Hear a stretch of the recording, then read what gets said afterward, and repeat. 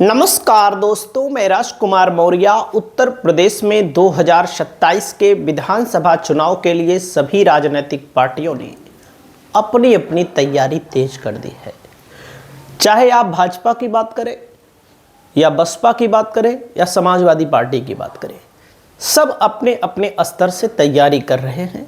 जिसकी जो काबिलियत है, जिसकी जो रणनीति है, इस वीडियो में आप सभी साथियों को मैं बताना चाहूँगा कि सपा इस समय ऐसे नेताओं को जोड़ रही है, ला रही है, जो किसी ना किसी विधानसभा सीट पर ठीक ठाक प्रभाव रखते हैं या जिनके पास समर्थक हैं, जिससे समाजवादी पार्टी को फायदा हो सकता है।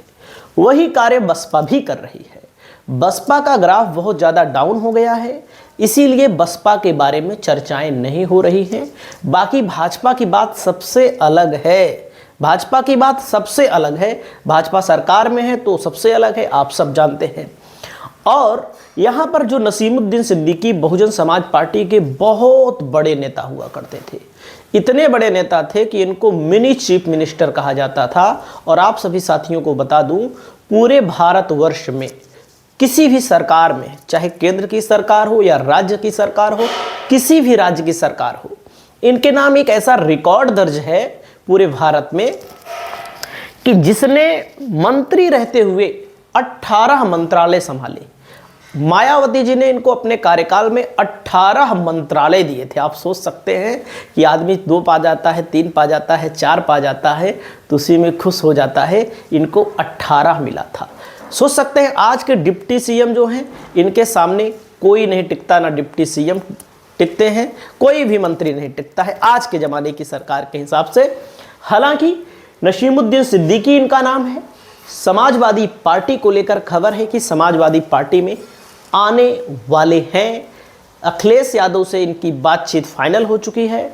और वैसे मैं आप सभी साथियों को बता दूं, जब कोई बसपा का साथ छोड़ता है, ठीक ठाक नेता जिनकी पहचान हो उत्तर प्रदेश में, और जब कोई भाजपा का साथ छोड़ता है तो सपा और बसपा में ही जाना पसंद कर रहा है इस समय। दोस्तों, मैं आप सभी साथियों को बनाना चाहूँगा नसीमुद्दीन सिद्दीकी की ताकत क्या है।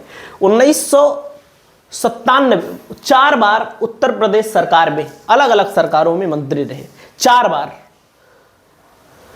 पहली बार 1997 में 6 महीने के लिए बने मंत्री, पहली बार कृषि मंत्री बने। कल्याण सिंह की सरकार में भी मंत्री बने। 2002 से 2003 वाली मायावती सरकार में नसीमुद्दीन सिद्दीकी को 3 मंत्रालय दिए गए थे। इसके बाद नसीमुद्दीन सिद्दीकी का गोल्डन समय आ गया, जब बीएसपी सुप्रीमो और तत्कालीन मुख्यमंत्री मायावती ने उन्हें खुद से भी ज़्यादा मंत्रालय विभाग सौंप दिए। मतलब मुख्यमंत्री से भी ज़्यादा इनको विभाग मंत्रालय, रिकॉर्ड 18 मंत्रालय दे दिए। यह भारत के इतिहास में कभी नहीं हुआ है, उसके बाद भी नहीं हुआ, उसके पहले भी नहीं हुआ था। दोस्तों, उस समय नसीमुद्दीन सिद्दीकी की ऐसी पावर थी कि वह बसपा और सरकार दोनों में नंबर 2 की हैसियत रखते थे।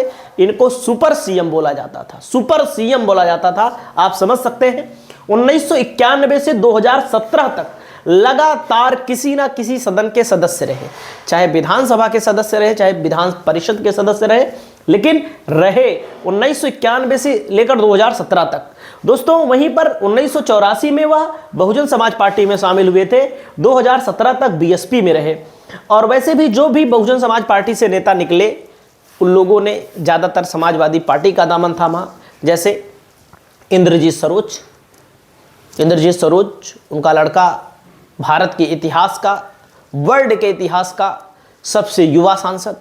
आप सोचिएगा, 25 साल 3 महीने में चुनाव जीता। स्वामी प्रसाद मौर्य भी बसपा के ही प्रोडक्ट थे। उन्होंने भाजपा ज्वाइन की, फिर सपा, आजकल अपनी खुद की पार्टी बनाए हुए हैं, उसी में कुछ ना कुछ कर रहे हैं।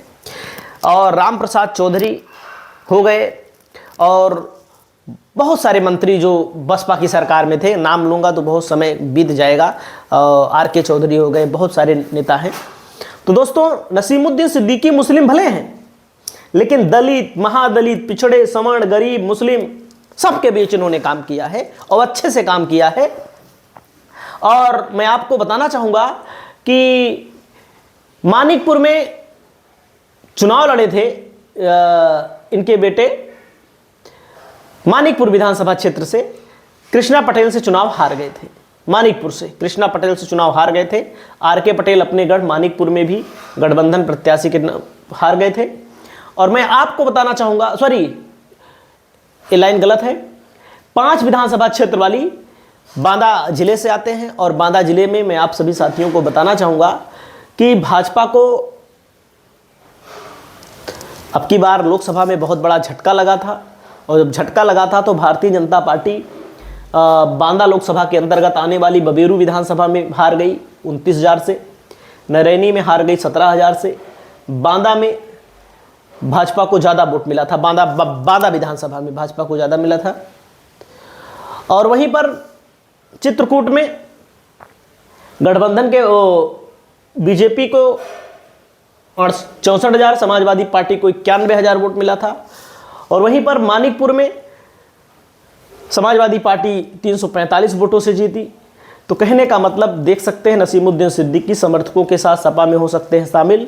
2 दिन में 131 कांग्रेसियों ने प्रदेश अध्यक्ष को इस्तीफा भेजा है। तो नसीमुद्दीन सिद्दीकी के आने से आपको क्या लगता है? समाजवादी पार्टी मजबूत होगी, भाजपा की सरकार है। और भाजपा की सरकार में मैं आप सभी साथियों को बताना चाहूँगा कि जैसे शिक्षा मित्र को लेकर बताया जा रहा है कि अब वेतन बढ़ाया जाएगा। वृद्धा पेंशन में बुजुर्ग का 1,000 है 1,500 किया जाएगा, ये भाजपा की स्कीम है।